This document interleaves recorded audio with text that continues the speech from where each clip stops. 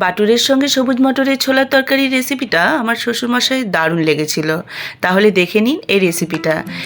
বাটুরে বানাবার জন্য একটা বোলের মধ্যে আমি 2 কাপ ময়দা, হাফ কাপ সুজি, 1 চামচ নুন, 1 চামচ চিনি, সাদা তেল আর 2 চামচ দই দিয়ে আমি ওটাকে খুব ভালো করে একটু একটু করে জল দিয়ে আমি মেখে নেব। আর মেখে সুন্দরভাবে একটা ডো বানিয়ে নেব। এরপর ওর মধ্যে তেল বুলিয়ে আমি একটা কাপড় দিয়ে ঢেকে দেব আধা ঘন্টা। এরপর মটরশুঁটির ছোলা বানাবার জন্য আমি ওভেনে কুকার বসিয়ে ওর মধ্যে মটরশুঁটি আর আলুটা দিয়ে জল দিয়ে একটু নুন দিয়ে আমি ওটাকে সামান্য ভাপিয়ে নেব। এবার মিক্সির জারে টুকরো করে কেটে রাখা পেঁয়াজ, টমেটো আর রসুন দিয়ে একটা সুন্দর পেস্ট বানিয়ে নেব। এই মটরশুঁটি আলুটা সেদ্ধ হয়ে এলে একটা বোলের মধ্যে ছেঁকে রেখে দেব। এরপর ওভেনে কড়াই বসিয়ে ওর মধ্যে তেল দিয়ে দেব। তেল গরম হয়ে এলে গোটা জিরে আর তেজপাতার ফোড়ন দিয়ে দেব। তারপর পেঁয়াজ, রসুন আর টমেটোর পেস্টটা দিয়ে দেব। এবার আমি কিছুক্ষণ ধরে ওটাকে নাড়াচাড়া করতে থাকবো। তেল ছেড়ে এলে ওর মধ্যে এক এক করে হলুদ, ধনে, জিরে, লঙ্কার গুঁড়ো পরিমাণ মতো দিয়ে সামান্য পরিমাণ জল দিয়ে ওটাকে আবারও আমি নাড়াচাড়া করতে থাকবো।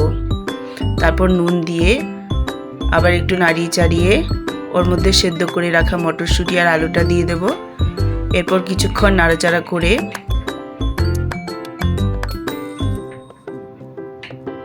উপর থেকে গরম মশলার গুঁড়ো দিয়ে দেব।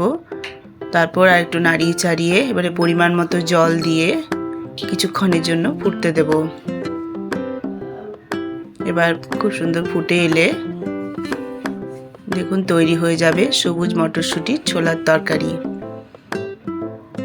ময়দার মেখে রাখা ডোটা থেকে এবার আমি লেচি কেটে নেব। এবার লিচিগুলোকে এক এক করে গোল করে বানিয়ে রাখবো। তারপর ওগুলোর মধ্যে তেল বুলিয়ে এক এক করে আমি ওগুলো বেলে নেব। এইভাবে লম্বা লম্বা করে টেনে টেনে গোলাকার করে বড় বড় সাইজ করে আমি এগুলোকে একটা একটা করে বেলে নেব।